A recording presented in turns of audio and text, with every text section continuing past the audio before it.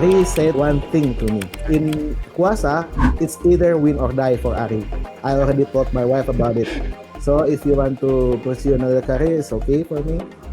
But it's win or die. That's the very sentence that moves me actually to become really serious about Kuassa. If you are working alone, find a partner, because this is the most important. You can share your thought, your mind. So have a partner to share about anything. Since we are coming from Indonesia, since we are coming from a far away country, there's no other way to say that we are here other than our products. So the things that we need to do is make sure that our product is good as it gets. Everything is satisfying if you are achieving something. If you can make something really good out of nowhere. It's like satisfying for us actually. Hello everyone, this is Ray Williams from IMSTA. Today we have another edition of Meet the Developers. Today we're very happy and fortunate to have Grahadea and Arie from Kuwasa. They're with us all the way from Bandung, Indonesia. And gentlemen, how are you doing? We are doing Fine, really good. Here. Yeah. Thank you. And how is everything in Bandung right now? Yeah, we're still working from home because of the lockdown. Now, I have to say, Indonesia is known for a lot of things. Fantastic tourism, great beaches, amazing volcanoes. You produce a lot of oil, a lot of manufacturing. You have a huge population, but it's not known for plugins, audio plugins. So I want to know, how is it that you guys are in Indonesia around all those other things that it's famous for? How did you end up, and give me a very short story, how did you end up doing plugins from there? Maybe in 2005 or 2006, I bought a sound card, and then bundled with the sound card is free plugins. So I just curious of how I could make one of those. And then I remembered that one of my cousins, mini thesis, is making guitar software, but not as a plugin. So I asked him how to create audio software and what language it is. He said C++. So I just bought a book about programming and also the DSP. I just read it over and over until I understand what it was. And then in 2007, I released the plugins for free. And then surprisingly, those plugins got many downloads. And I got positive feedbacks from the users. And also, also met one of the guy of Kuassa right now from Bulgaria. His name is Dimi. Right now he's our product specialist who encouraged me to keep making plugins until now. So it's a little bit accident. Now let me find out, because I have this issue as well.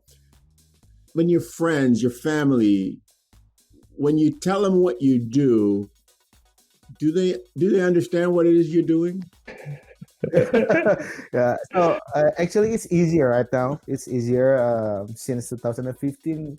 The tech startup scene in Indonesia is growing rapidly. We have about 5 unicorns and 1 decacorns called Gojek. But basically, everybody's know if you can make money out of softwares actually, and this tech startup and technology and stuff. Basically. But back then, before 2015, we just simply say that we are working on IT.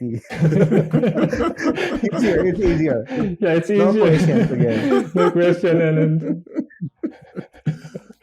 Okay, so now I want to set the stage to how you got to this point, right? So I want to know, what was it like for you guys, both of you separately, of course. What was it like growing up in Indonesia? What was your early exposure to music, early exposure to computers? Tell us a little bit about that story of your youth. I'm talking like, before your age of 10 up to about 15 or so. What was it like for you guys in terms of your access to music, your access to technology, and growing up, and of course having all those other choices to become an accountant, a doctor, a business owner, something like that?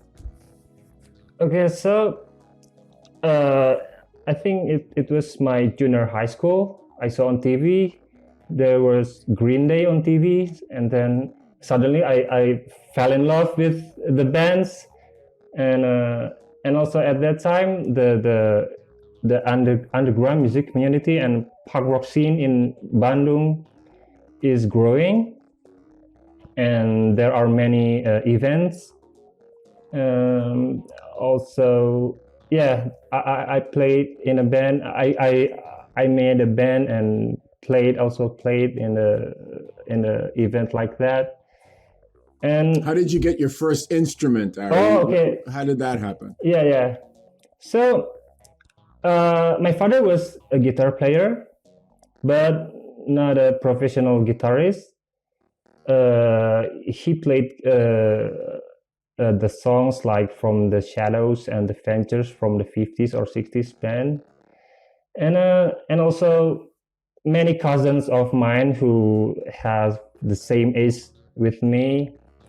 They all play music instruments, mostly guitar. So yeah, I must play guitar.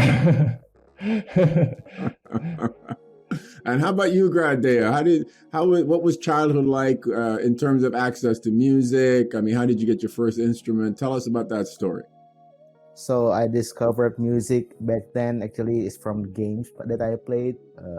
I've played PlayStation back then on 93, 94 basically. But actually, when you are buying the CDs, actually, you will get some booklets over there. So I read about that. The game that I played is Wipeout XL, and they incorporate many kinds of electronic artists like Chemical Brothers, Prodigy, and many more, Adam F, and the things. But basically, I read about them, and I asked in the forums back then. I asked on the people on the forum. It's called dancetech.co.uk, if I'm not mistaken. But I asked them that what kind of stuff that I need to learn if I want to make music like this, and they showed me some hardware synths and the likes, and you can't get it anywhere in Indonesia basically. So they give me the software alternative. So that's how I discover my very first software back then. It's like Rubber Duck synthesizers, Cakewalk Studio, and then proper head softwares, Rebirth back then. So it's like my start when I start dreaming. I want to become an electronic music producer, and then I'm also working in some music software companies like Proper Head or Cakewalk. But basically, there's none here. We don't have in Indonesia. Every corporate is like telecommunication company and then oil company mostly. So we end up making it ourselves, yeah. And then at the age of 15, when I'm first on the high school, I met Arie actually. Arie, and I joined Arie's band over there. I play synthesizer for them, basically. So you guys are into music throughout your whole childhood. Yeah, that's right. And then tell me a little bit about Bandung and the scene there. Did you find it encouraging to be in the sort of the music and the arts in that particular city? Yeah. The city Bandung is full of musicians from all genres, and also the city is not too big if compared with our capital city Jakarta. So to travel or to hang out with other friends, the same musicians, it's really easy. And plus the weather here is considered cold compared to other average Indonesian cities. So it's playing music in here is so satisfying. Grahadea, tell me a little bit about your feelings of Bandung and how that contributed to your sort of exploration of music. So we grew up seeing the bands, seeing the events. We are looking the rise of creative economy actually. So there's many kind of first timers in Bandung.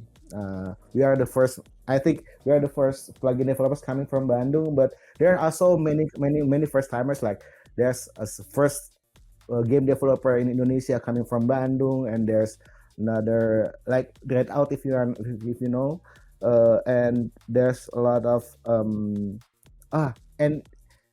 in 1998 there was an economic crisis hits Indonesia, and everybody is like wearing local brands over there.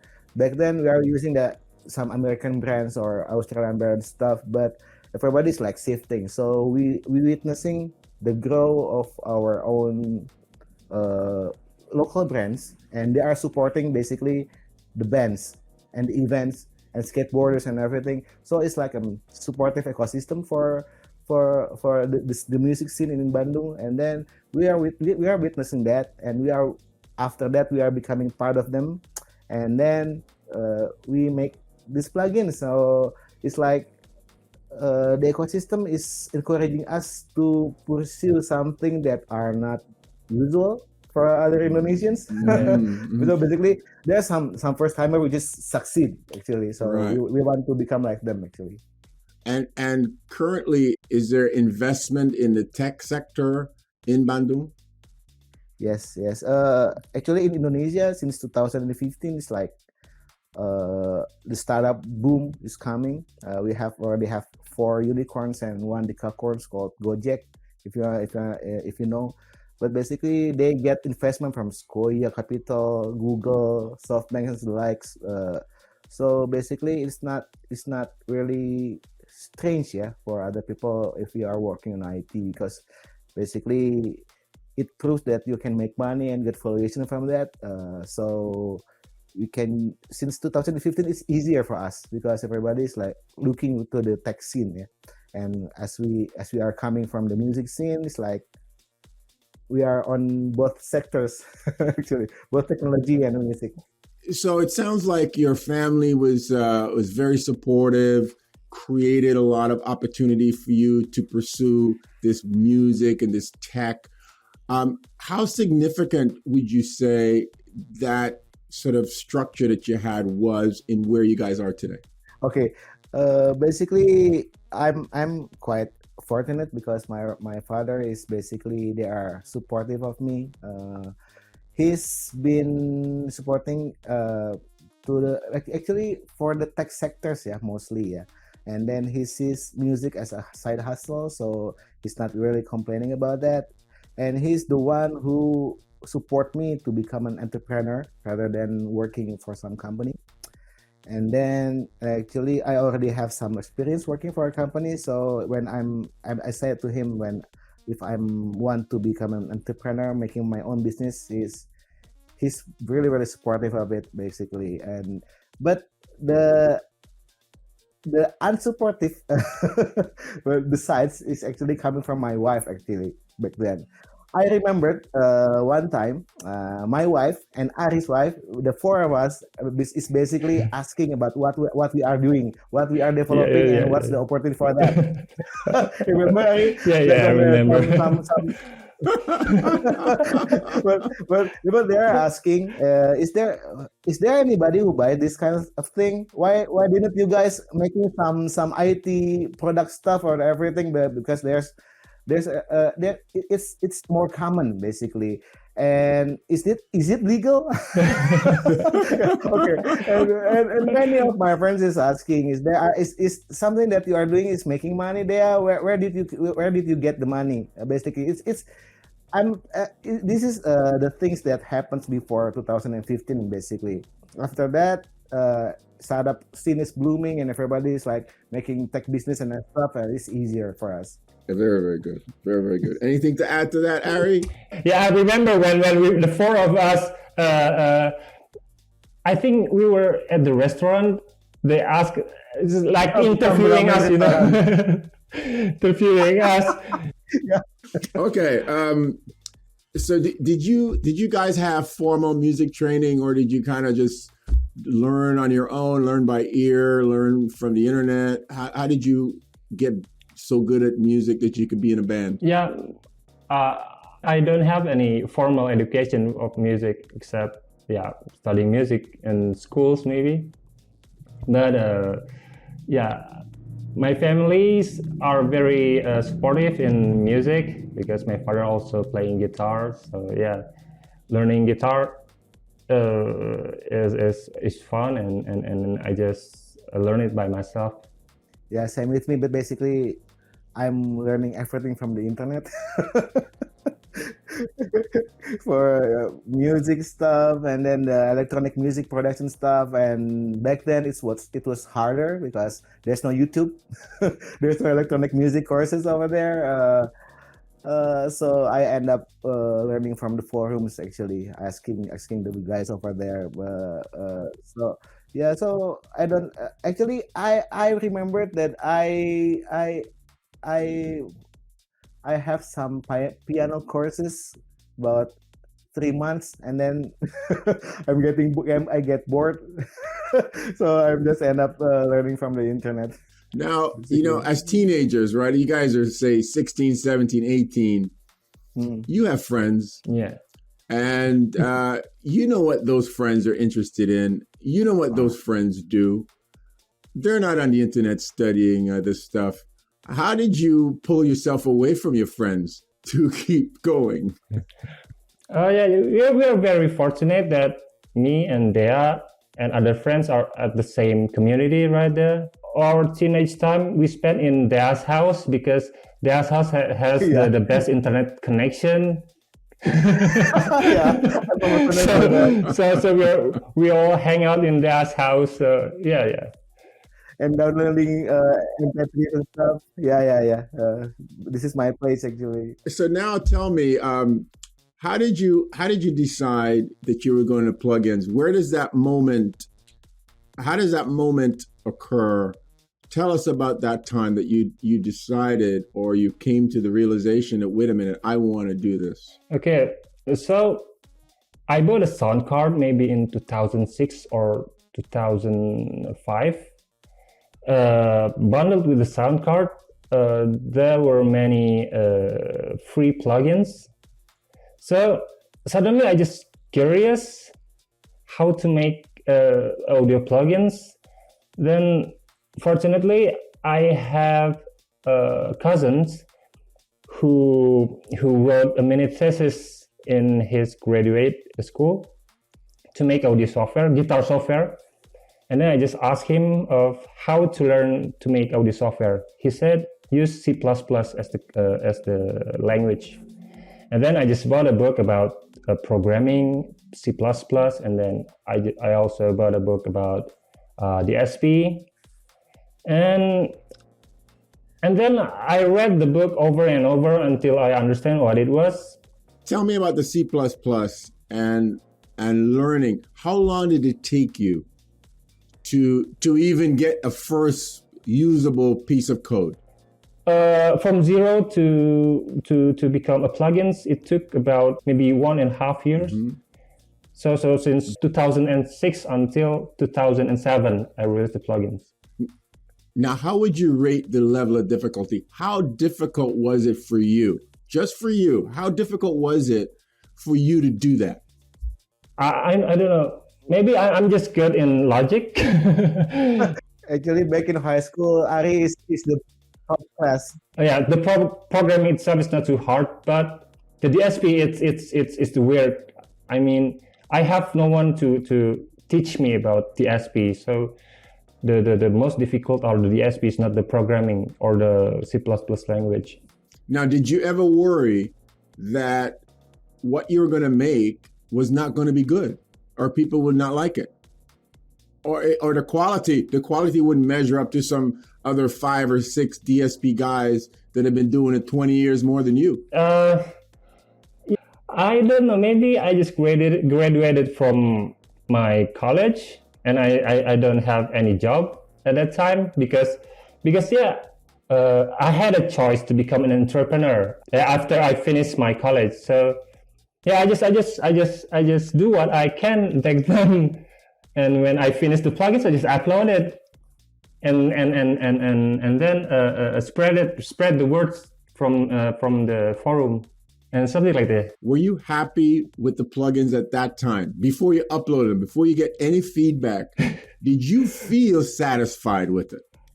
I think I feel satisfied with it because I'm using the reference of the guitar sound that I like, that I compared with my plugins that I created, because it sounds similar and with the sound in my head. So yeah, I'm happy with this with the plugins back then. Now, is Grahadea involved in this process as well at that time? No, back then I'm still working at some corporate. Right. Okay. So you put them up, and what was it like when you got that first comment? Did you open it? Did you worry about what it's going to say?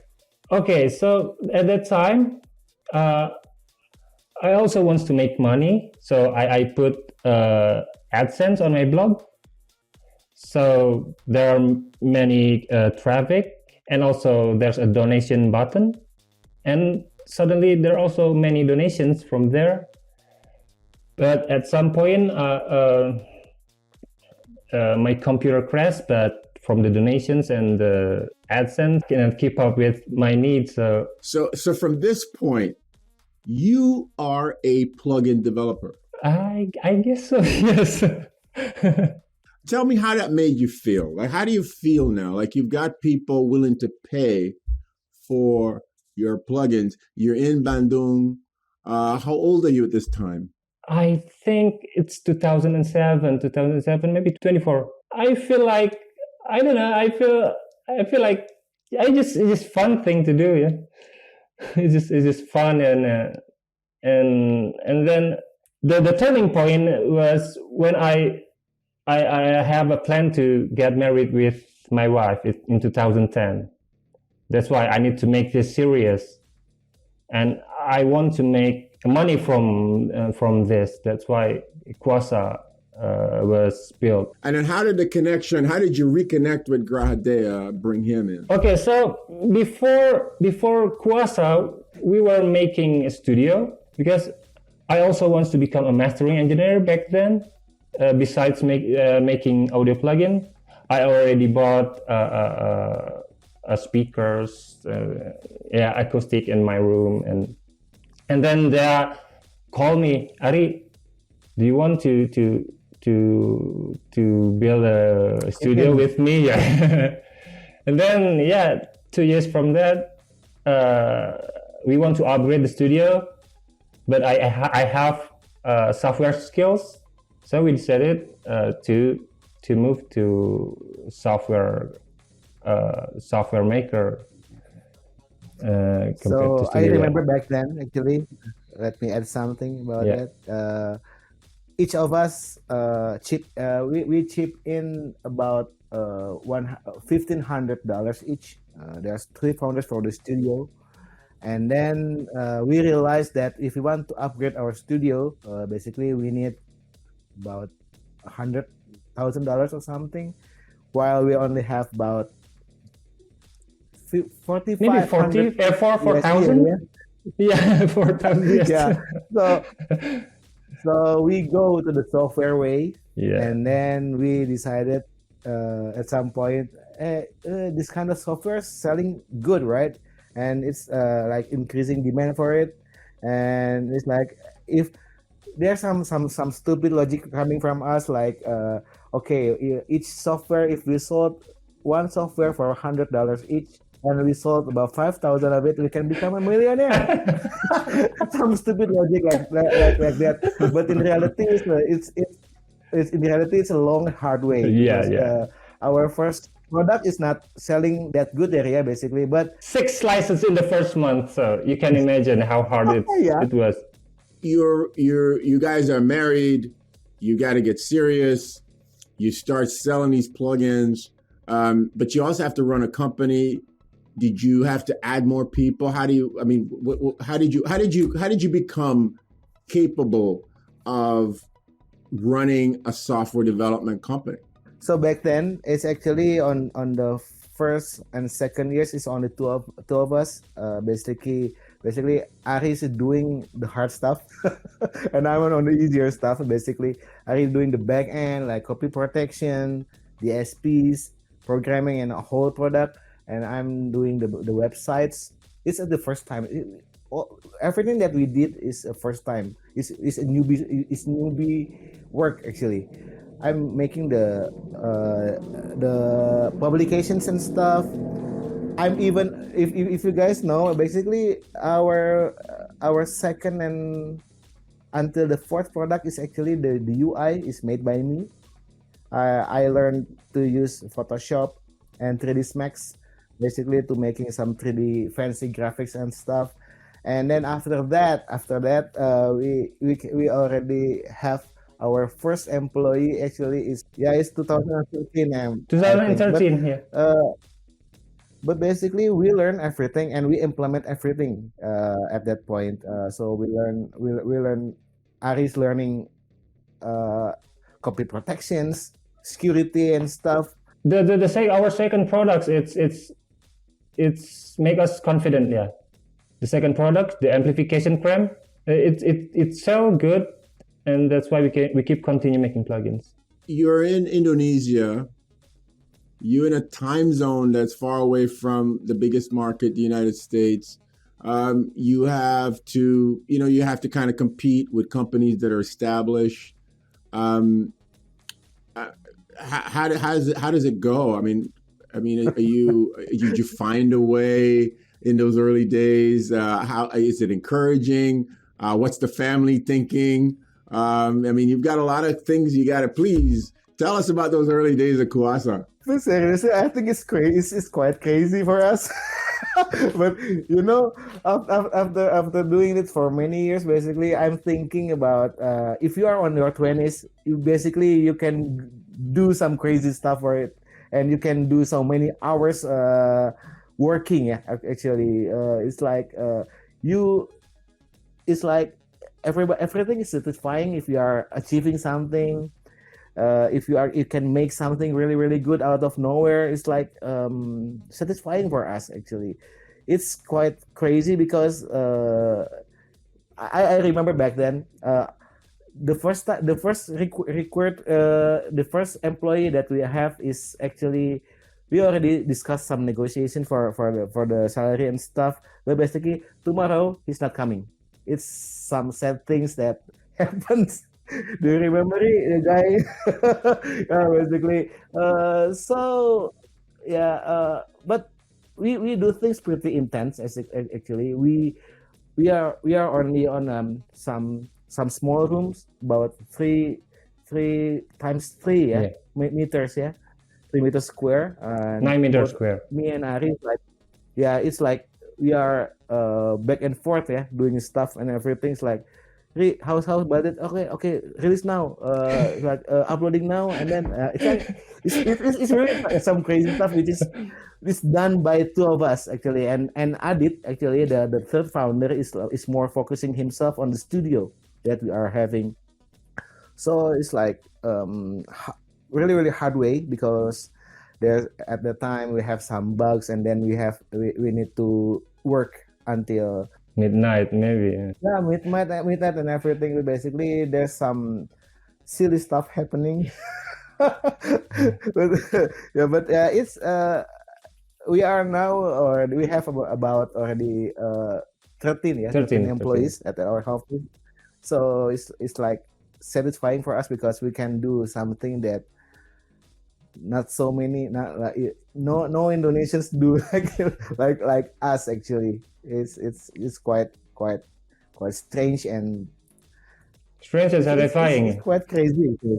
Now, going into DSP a little bit here, how do you model an amplifier in the simplest form, Arie? Like, what kind of process do you go through to you have a physical amp in front of you and you're trying to make a software version of this?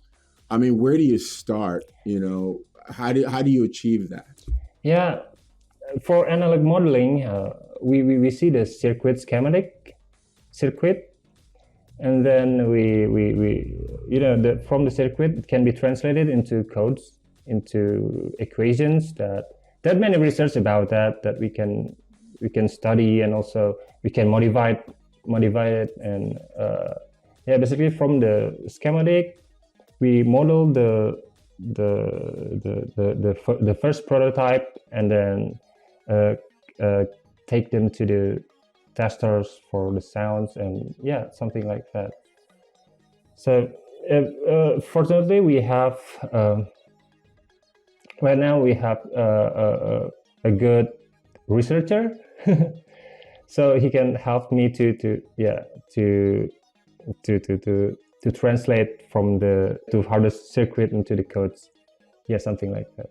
And since we are on the scene, we are part of the indie music scene. Yes. Basically, there's a lot of guys that we can borrow the amps from. We also borrow from friends. From Jakarta or Bandung. Basically, there's a lot of friends who have nice studios. They have some good amps, and so we can borrow it, taking the impulse response out of it. So it's easier because we are on the same scene basically. And so it requires a lot of feedback from trusted friends and trusted musicians, right? And in Bandung and in Indonesia, you have this community that you're already a part of it. Yeah, that's right. Yes. As you know, there's some technologies that are out there, artificial intelligence, machine learning. Are you investigating any of these for future products from Kuwasa? I think one of our technology today is we are modeling using some kind of artificial intelligence, but it's not artificial intelligence. It's more like machine learning, but in a smaller scale to model it's called some kind of gray boxing. Yeah, we also do stuff like that. So the exciting things is our new employees is actually coming from many very specific fields. Actually, we have some engineering graduates from Germany or from Japan working for us. So meanwhile, Arie is graduating from soil science. So I'm from soil science. From soil science. That's so he don't know. Actually, he's a self-taught learner. So and right now we already have some on our team some competence in our new recruits. So it's great for us actually. So if you are talking about AI, machine learning and stuff, basically at some degree we are implementing it in our products actually. Now I got to talk about this product, Amplification 360.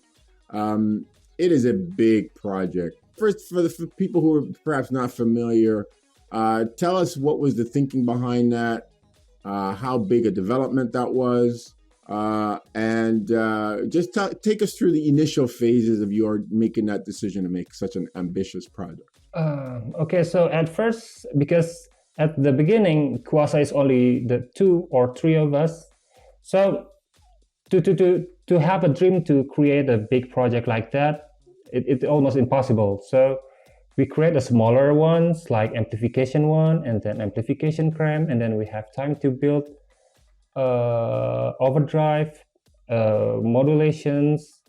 And after we have all those plugins, all those types of guitar plugins, and then it's about the time to create the big project and do it parallel with the smaller projects. So when the smaller are done and the Amplification 360 is done and the models can be combined together.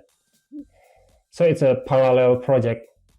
Actually, Amplification 360 is our vision, since the starter, Actually, since when we are making Amplification 1, we are wanting to make something as big as Amplification 360, because back then our competitors is making this kind of endless virtual rack of effects or something. Meanwhile, we are releasing this kind of only one amps with microphones and stuff basically. And we only have this kind of single product on the view, single screen product. So basically, Application 360 is like our dream come true because it's our something that we want to do since a long time. And then after that, fortunately, we already make something since the beginning. We already have this range of metal amps, rock amps, combo amps, and then some modeling and stuff and effects and everything. So when we are pretty confident in releasing the Amplification 360, we already have all of the DSPs in our repository, so it's easier. So actually, and to Amplification 360 is been you've been tweaking it a lot there, Yeah. since 2000 and Maybe since 17, I think. 2016. We first in 2016. You go to all the way to America, to Austin, Texas, back then on a small booth. Yeah, we have a small booth in South by Southwest in 2017 with the first prototype of Amplification 360. Wow. So now you know that their guitar players watching this, they have a cabinet, they have a head, they have a whole bunch of pedals, that pedal board, wires going through and through and through. How do you speak to those people who say, yeah, I got to have this physical stuff? What's the experience of having it inside of the box as compared to having it in this sort of analog 3D space with all the wires, all the electricity, all the humming, all the hiss, all that kind of stuff? What is the plus minus trade-off? How do you speak to those guitar players and explain what Kuwasa's vision is for the future of guitar? I'm growing up with this kind of technology since my teenage years, about 20 years, I think. But basically, I know that computer softwares, computer hardwares, the CPUs are doubling each year. It's like it's getting smarter and smarter. It's getting better and better, but meanwhile, it's getting cheaper each year. So you already have, I don't know, but on your smartphone inside it, you already have about 4 or 6 cores inside it. But compared with the desktop PCs, it's like the performance is like mind blowing actually. So if you are comparing between the digital and the analog stuff, it's like everything. I don't know. I'm confident that everything can be modeled actually, even all the imperfections and stuff basically. So in Kuasa actually, I think our strength lies in the distortions. We are really good at modeling the distortions and stuff basically, and everything. If I'm not involved in the development actually, but I saw that that guy at the office developing stuff. Basically, Arie is the perfectionist. That's why he's having this clear and clean background compared with me. But actually, Arie is like pixel perfect guy, type of guy actually. So everybody in the office is doing some kind of they are doing the AI stuff, the machine learning stuff, but at the same time they have a good taste in music. So the tones are all in some ways, at some points, is modeled all by ear actually. So we already make sure of that actually at the very end of the phase. The advantage of using software is we can use as many as we want, and we are not like not bothering our neighbor or something like that. It also be easier to maybe if you are traveling, and also the sound. The sound, I think it's maybe this. It's more than 90% similar, I guess, if already in a song. The other thing is mainly I'm still making music actually on my spare time, and at nowadays people like us, like older musicians, basically we don't have that much time for make music, is it?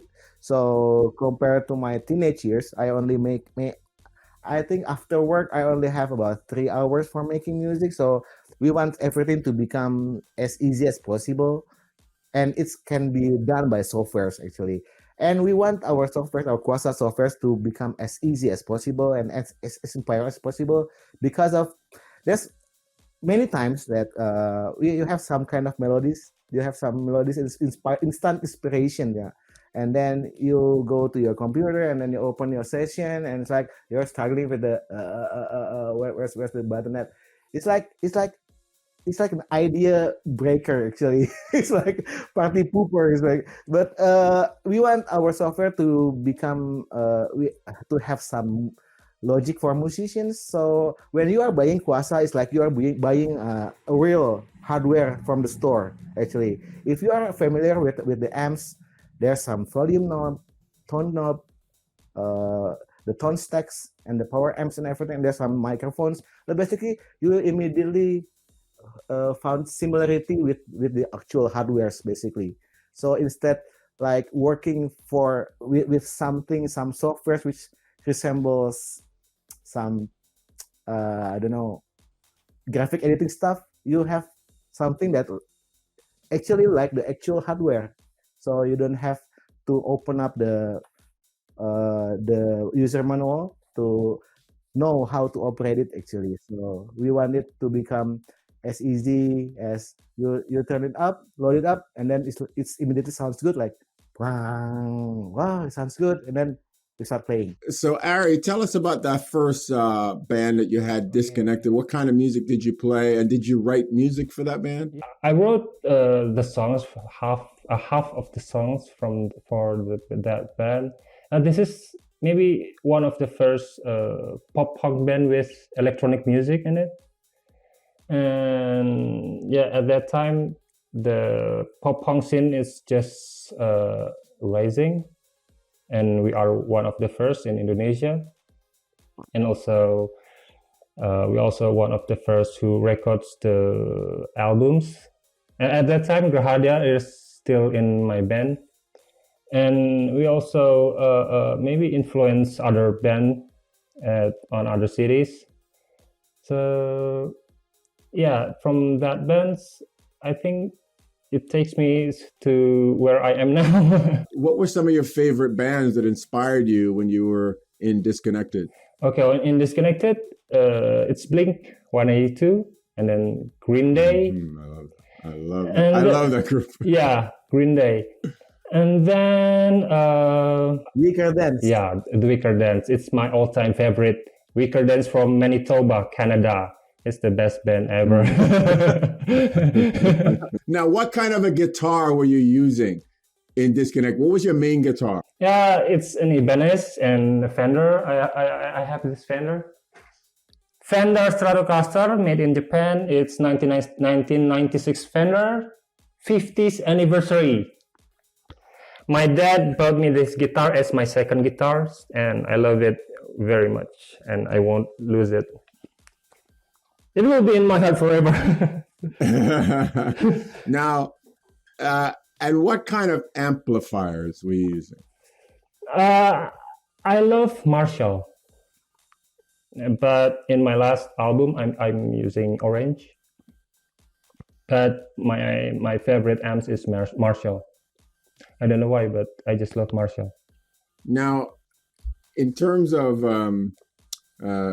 sound, yeah, you would say that we're what percentage in terms of the modeling to these amplifiers? Sometimes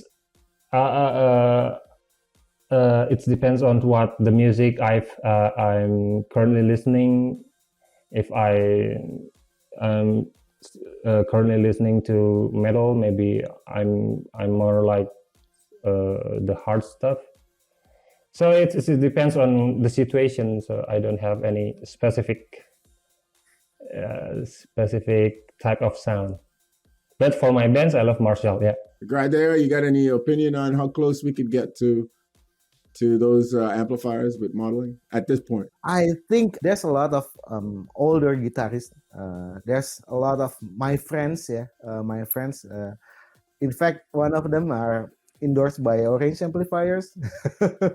At first, when our first product back then on 2010, he don't even touch any of our products or even any kind of softwares.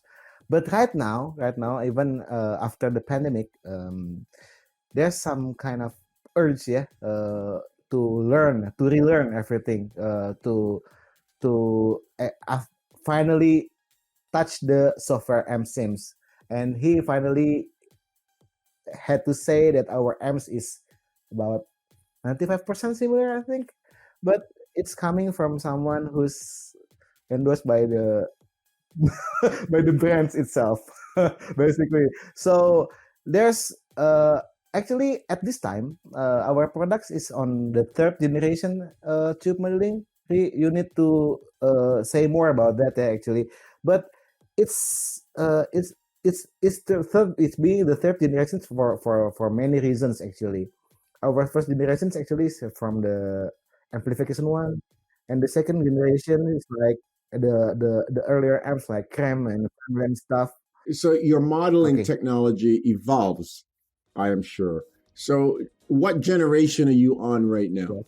We are on the third generation of our modeling. And what's involved with the third generation as opposed to the first generation, as much as you could tell us? Yeah, it's also involving, like we said before, it's a little like machine learning.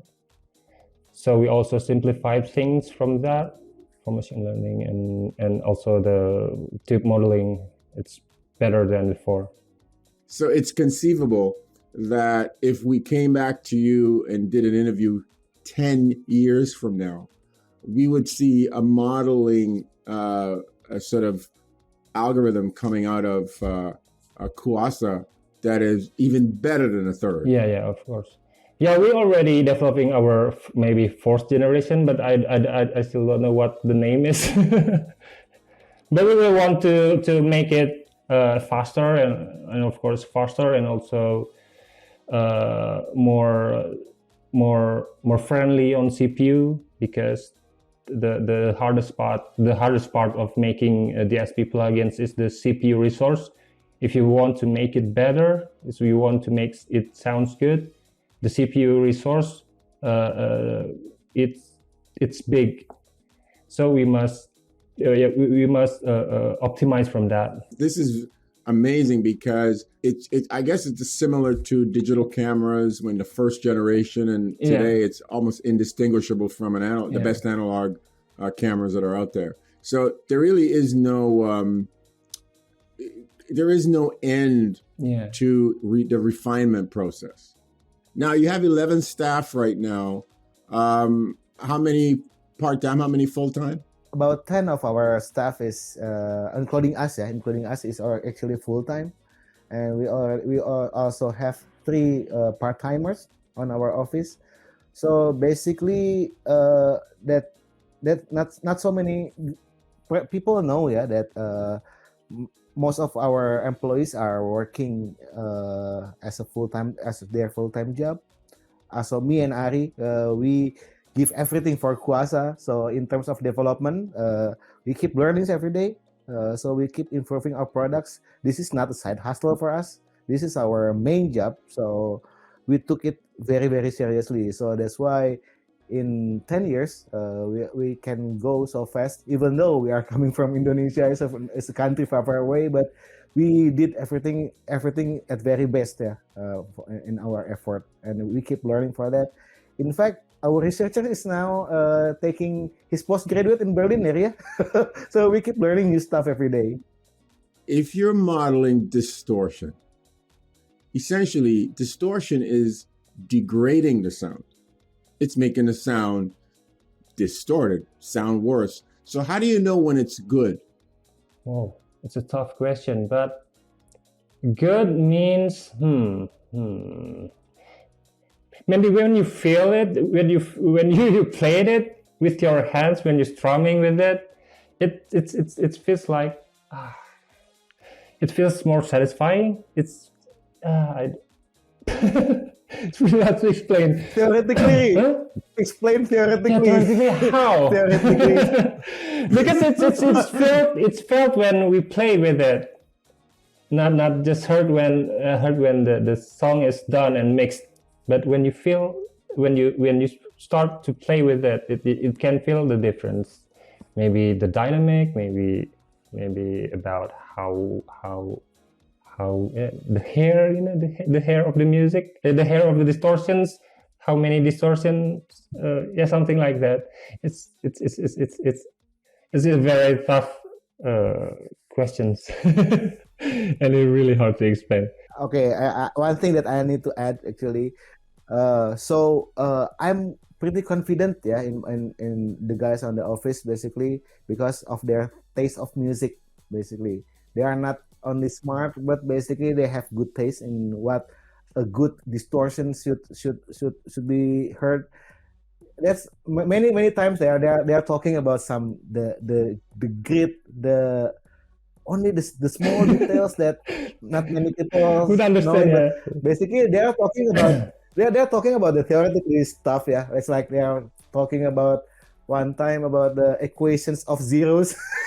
I don't understand anything about that stuff. Because most of our researchers are playing music. They have bands, so they know how to create the cool and good stuff. We are coming from many backgrounds. Yeah. I'm coming from business background, and Arie's from soil science, and the other guys from Physics, electric electronics and engineering. physics and stuff.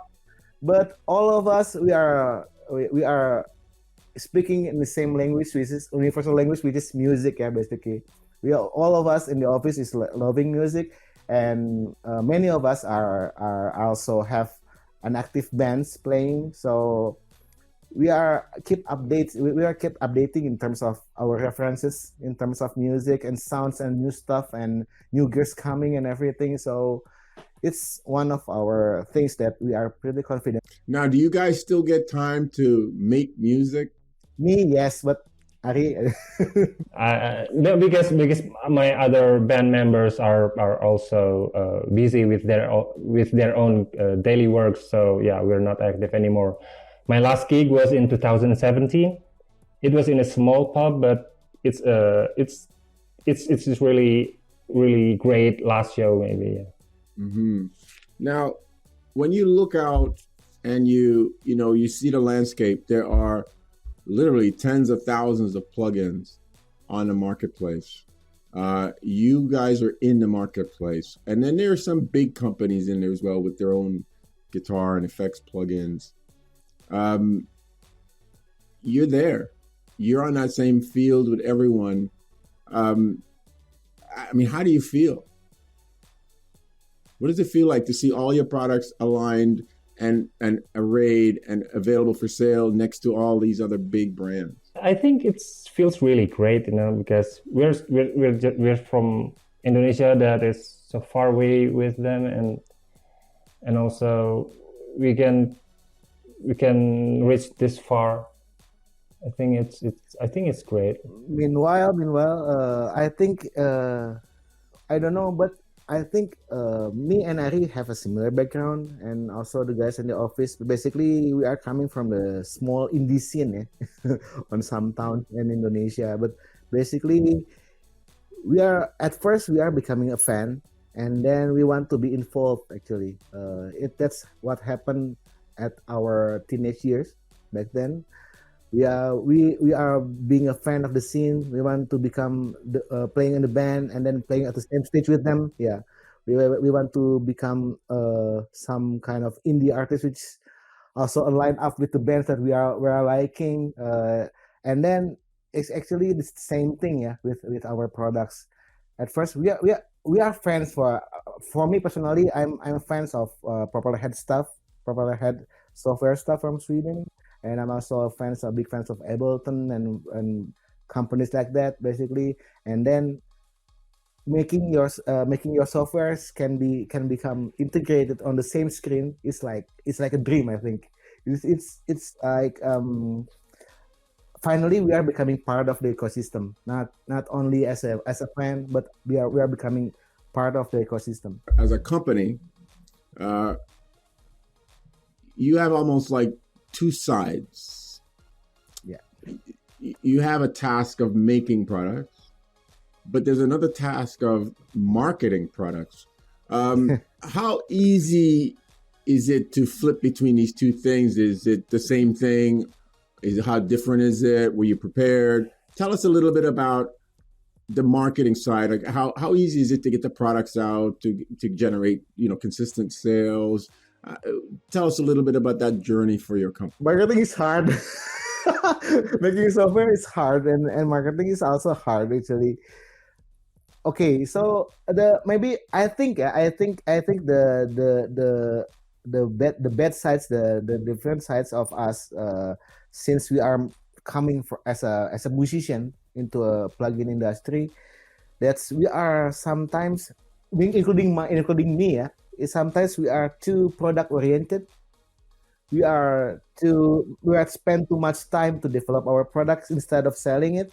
So we are just thinking, if we are deploying our products, it's like just releasing the product and then sending the press releases, and at some points people will know. That's maybe on our first 7 years back, we already did stuff like that, and then that's why we already recruit some of the guys actually, and we already looking for some advice. And one of our very first advisors is you actually, Ray. If you remember back then, but seriously, yeah, one of our new resellers is coming from exchange market actually. And back then, I remember that I'm sending you email and I'm talking about what should I do with these resellers, how many discounts I need to give them, and then what do I need to do to ensure that our sale season and stuff on or a new product is coming, to generate new sales. But basically, we are quite learners, and then I'm for about 2 years back. I'm focusing myself on marketing. I'm learning how to do things right in terms of digital marketing. So we keep learning new things every day, and then after that we recruit some people which is more specific, smarter than me, yeah, to replace what I'm doing. Basically, back then I was designing some UI, and then we recruit some real product designers, and then right now I already recruit some real product advertisers which have some real experience. So I think that's what I did, yeah, in Kuasa, basically learning new stuff and then passing it, delegate it to another employees, basically some new recruits that want to explore more, yeah. And Kuasa is quite interesting place to work at, because everybody's learners, everybody's have a good taste in music. We have this kind of uniqueness in terms of, if you want to work in some technology company which focuses in music, there's only Kuasa in Indonesia, especially in Bandung. So everybody who loves music and technology, they at some point they coming to Kuasa and they are asking what can they do, yeah, for helping us, basically. Yes, marketing is hard. IMSTA is trying to do something which is also hard, Yes. which is trying to get people to buy software rather than download and use it illegally. Yeah. What do you think of the IMSTA's message, and Yeah. what does that mean for Kuasa, a company like yours? So the IMSTA message is really great, I think, because it keeps the companies like us alive, you know.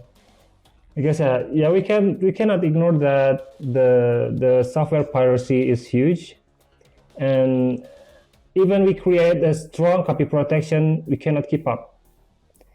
And except if we are focused on making strong copy protection, so we cannot make good DSPs.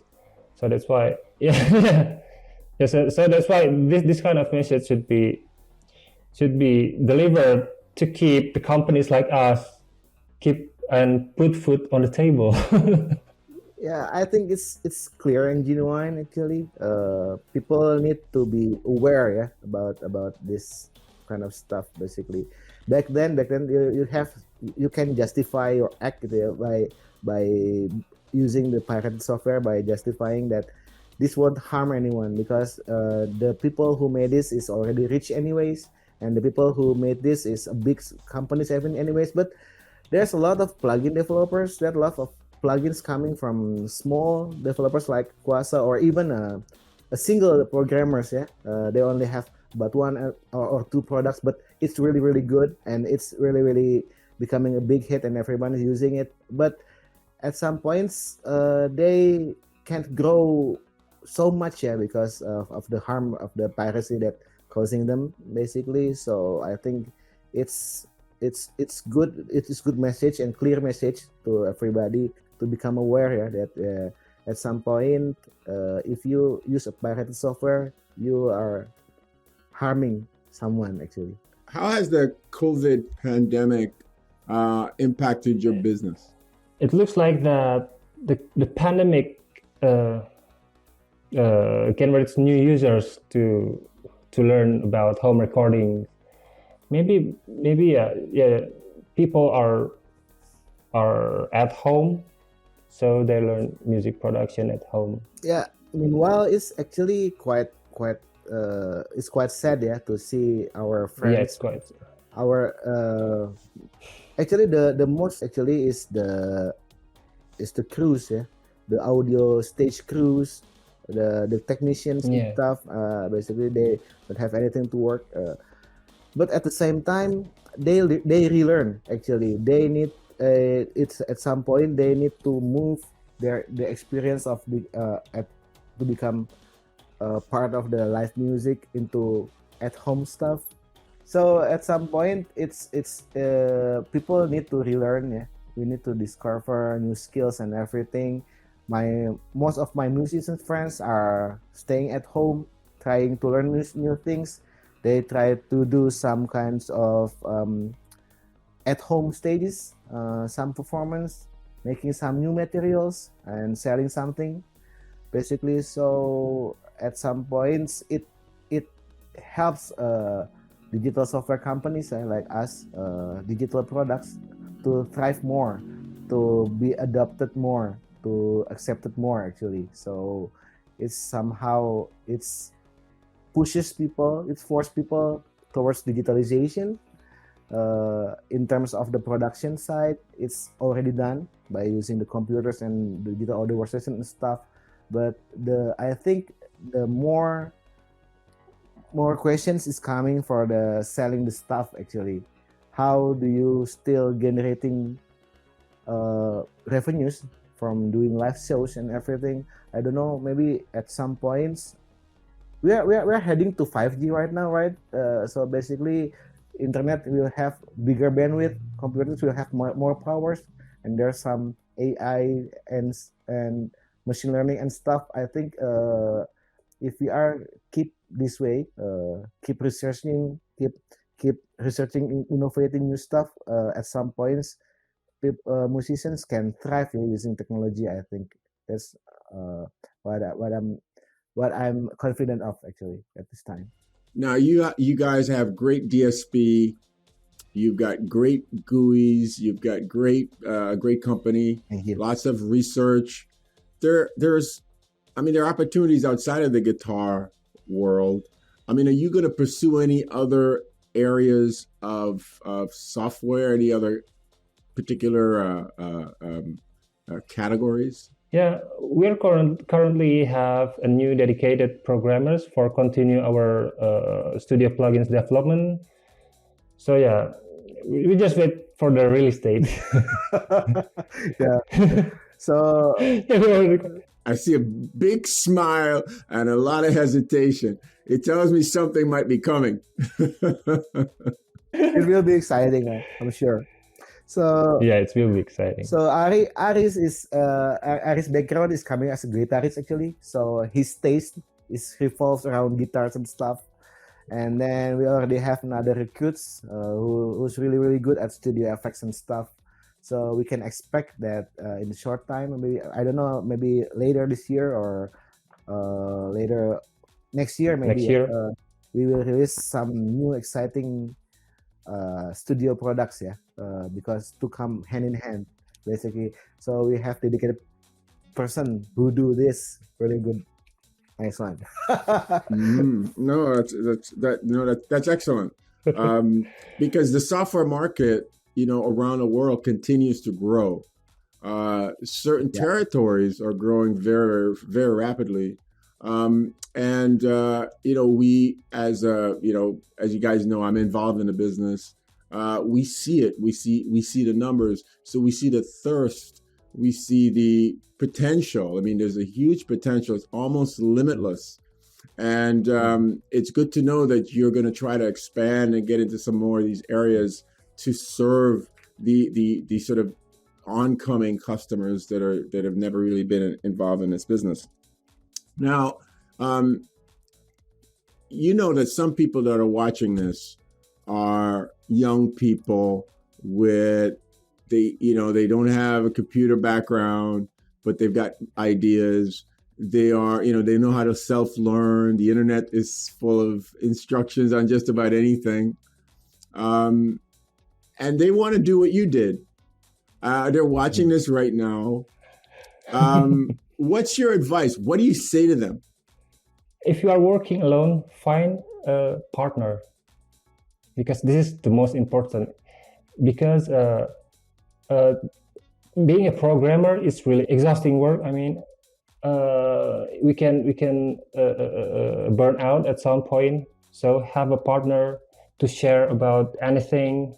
It will give you some relief. You can share your thought, your minds, and only find a partner.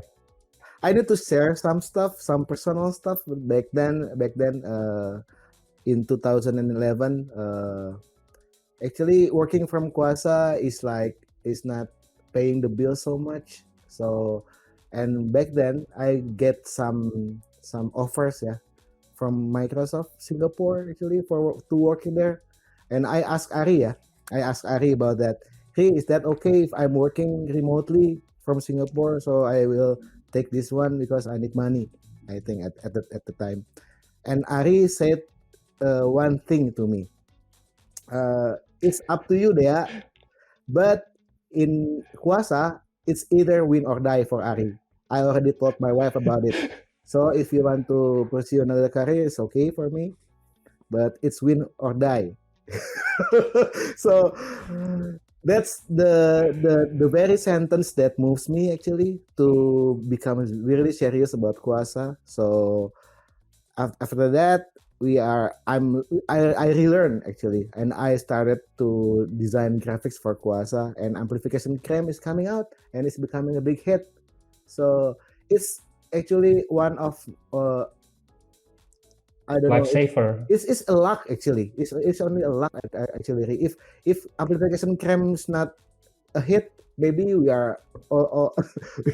I already work in at some corporation actually, I think. But basically, it's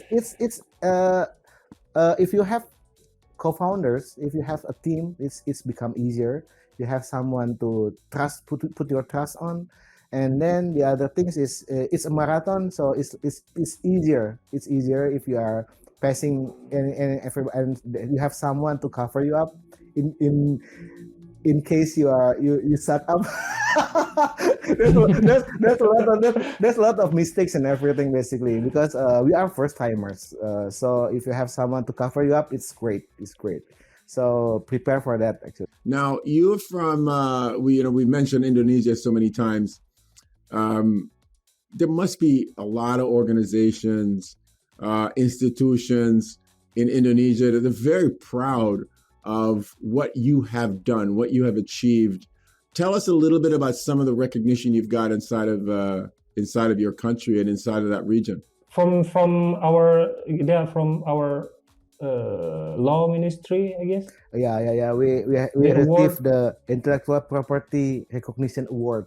back in 2000, from the Ministry of IP for intellectual property basically, and then we received Asia Pacific ICT Award back then, and then we have some 5 stars from the magazines. We have some and also many local awards. Value and Platinum Awards. We have we are among the 10 best MSIMs ever, things like that. But basically, we have we have Bandung's best creative product in 2017. So there's actually a lot of achievements, but actually at some points it never make us too proud, yeah, because Yeah. most everything that we done actually we are thriving for sales and better products and stuff and hiring new engineers, and I'm thinking about uh, giving the best for our employees and stuff. So yeah, that's the things that drives us basically. I gotta say, working with you guys, has been great. You know the difficulty of bringing up a brand. You're relatively new, but when people touch the products, they love it. They see the value in it. Um, the quality of your products are very high. Thank you very much. As you know, sound is such an emotional thing. And a lot of it comes from the way you interact with your instrument, the way you interact with what you hear. And of course, you guys are controlling that sound to a larger degree. Is there a Kuassa sound? How do you feel about your sound, if there is such a thing? Speak to us about the sound. There's actually is one many people who praise us about the quality of the DSPs. Actually, more of it. There's some great artists actually tell us that our products top ends is the best. He said that our products top end frequencies didn't sound like white noise like other companies do. But that's one of the comments that I'm keep remembering, because he compared the other companies by white noise. It's like white noise is harsh, right? But ours is he said ours is smooth and satisfying to play actually. So I think Arie should tell us why what was the science behind We're that. just developing with heart, because we're all come from music community. So, and also we want to make the sounds it's dynamic and has a good response with your finger when you're strumming the guitar. So we modeled that, of course, and also we do many things by ears, fine tuning by ears. So maybe that's some things that shape the sound. And the other thing is, since we are coming from Indonesia, since we are coming from a far away country, there's there's no other way to say that we are here other than our products. It's hard for us actually, because we don't have anyone in the U.S. music industry or Hollywood or in UK music industry and all the primary markets. We don't know anyone to endorse our stuff. So the things that we need to do is make sure that our product as good as it gets, to make sure that everybody's like notice us, even though we are coming from faraway country rather than some major country. Kuwasa represents what they call the third world, what they call the emerging world, what they call the developing world, what they have all these names for these places, basically anything outside of North America and Europe. But it shows that from these areas, using the technology that we have today, which is just the internet, forget about all the other stuff, just the internet, everybody could be visible now. Everybody could arrive and say, I'm here. And everybody could make the product as good as anybody else from any other place. So I'm saying that to say congratulations. Congratulations for putting quality. So I'm here to say you guys are good at what you do. We have to do a lot of work over a long time to get you there, but you will get there. I'm saying keep up the good work. I'm saying keep the quality where it is, and everything will fall into place. You guys are going nothing but up. Nothing but up. Trust me. I'm telling you, nothing but up. The stuff that I saw as well that you showed me shows that you're serious. That you're not treating yourself like you're from Indonesia. You're treating yourself like you're on the same stage. I'm on the same stage as everybody else. And you're pushing the envelope and you're striving. And, you know, I just want to say congratulations. Really keep it up. Kuwasa, good job. Thank you. And Thank you, it's a Ray. pleasure meeting you, Arie, Grahadea. You know, Pleasure. stay in touch. Thank you, Ray. You're very welcome. See you again. And say hi, say hello to your wives for letting you do this kind of stuff.